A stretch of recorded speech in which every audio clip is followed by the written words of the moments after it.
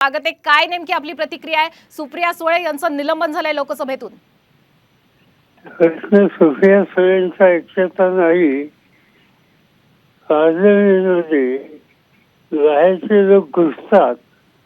पार्लमेंटच्या बाहेर काही लोक की गॅस सिलेंडर आणून गॅस सोडतात आणि हे अतिशय गंभीर स्थिती सगळ्या सदस्यांनी पाहिली आणि त्यावर काय याच्या पाठीमागे फासलेली आहे, कोण आहे, हे कसं घडू शकतं याच्यावर गृहमंत्र्यांनी सभागृहामध्ये येऊन निवेदन करावं एवढी एकच मागणी होती आणि त्या मागणीला सुद्धा परिस्थितीचा गांभीर्य लक्षामध्ये घेऊन लक्ष देण्याची आवश्यकता होती ती न दिल्यामुळे लोकांनी सदस्यांनी आग्रह केला आणि तो आग्रह केला त्याचा फराव कधी इतके सदस्यांना सदनाच्या बाहेर कधी काढलं नव्हतं ते काढण्याचा निकाल घेतला।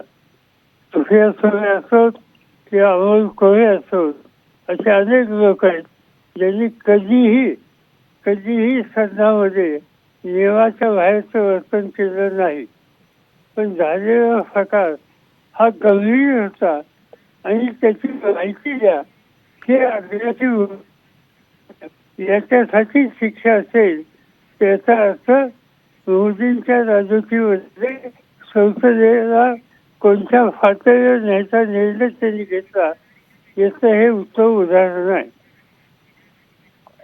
इंडिया आघाडीची बैठक सुद्धा आज होतीये, या बैठकीमध्ये सुद्धा हाच मुद्दा महत्त्वाचा असेल का?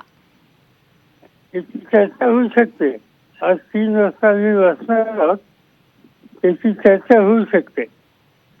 नक्कीच, पण ज्या पद्धतीने भाजप म्हणते की राजीव गांधी यांच्या काळामध्ये सुद्धा अशा पद्धतीची कार्यवाही झालेली आहे, तर आपण 50 वर्षांहून अधिक काळ राजकारणामध्ये आहात, आपल्या कारकिर्दीमध्ये अशी काही कारवाई झाली आहे का? काय अधिक सांगा।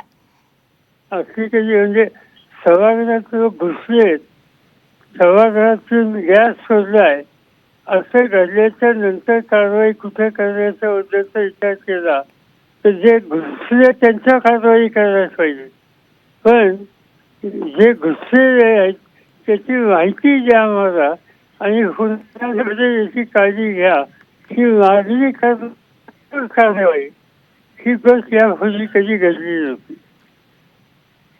निश्चित थँक्यू पवारसाहेब, निश्चित आपण दिलेल्या प्रतिक्रियेबद्दल धन्यवाद। तर राष्ट्रवादी अध्यक्ष शरद पवारजी साम टीव्हीशी बोलत होते। सरकार कुठेतरी पळ काढण्याचा प्रयत्न करते संसदेच्या सुरक्षेच्या मुद्द्यावरनं, या पद्धतीचं त्यांनी इथे वक्तव्य सुद्धा केलेलं